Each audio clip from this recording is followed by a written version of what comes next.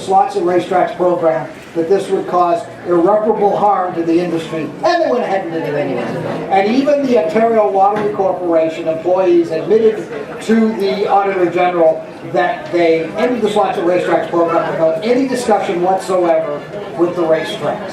So the Auditor General, if you read the next issue of Down the Stretch Canada's most informative magazine, we broke it down. We broke it down, and the comments that she makes that they didn't do due diligence, they knew it would cause ridiculous harm, they had no plan in place to compensate the tracks for the money that they would lose, and they had no discussions with the stakeholders before they went ahead and did this, and they did this in a ridiculously short period of time, an inappropriately short period of time, when the correct thing to do was to bring all the parties together and say, look, we're unhappy with this, what do you recommend? So it's quite a damning document in terms of how the Liberal government,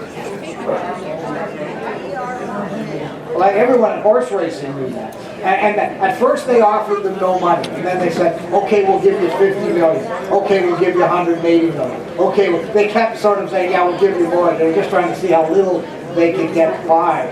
And now the whole thing is couched as a subsidy from the government when, you know, take for example Woodbine. Woodbine offers its facilities, its safety factor, there's never any crime here, its parking, to put the slots in. And as a result of appropriately negotiated contract, they would get 20% of the proceeds. And the government would get 80% for basically doing nothing but putting the slots in. And that wasn't enough for the government. So I think, you know, and Woodbine spent millions to upgrade Georgian Downs, Ajax Downs, for example. They all put their money up front on the assumption that the contract was good. And then the government... Are you asking us if we're disappointed in our politicians? This is a bad time to be a politician. There just aren't any that we care about. They're going to run a race, there'll be no winner. I ran into John Tory yesterday at an event, and I said, I got a real problem with you running for mayor, because once you're mayor, it's going to be really boring. Last week, the morning when the news came out about Rob Ford going to rehab, I came into the 680 newsroom at 3 o'clock in the morning, and the place was electric. It's like, there's been so many good stories.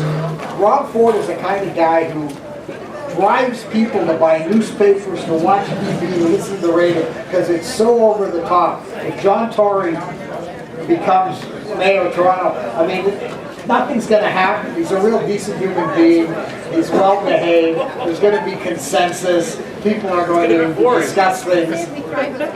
Yeah, well, we love scandal. At the heart of it, we love watching this train wreck that is Rob Ford. So that's just an aside. We're here to talk about the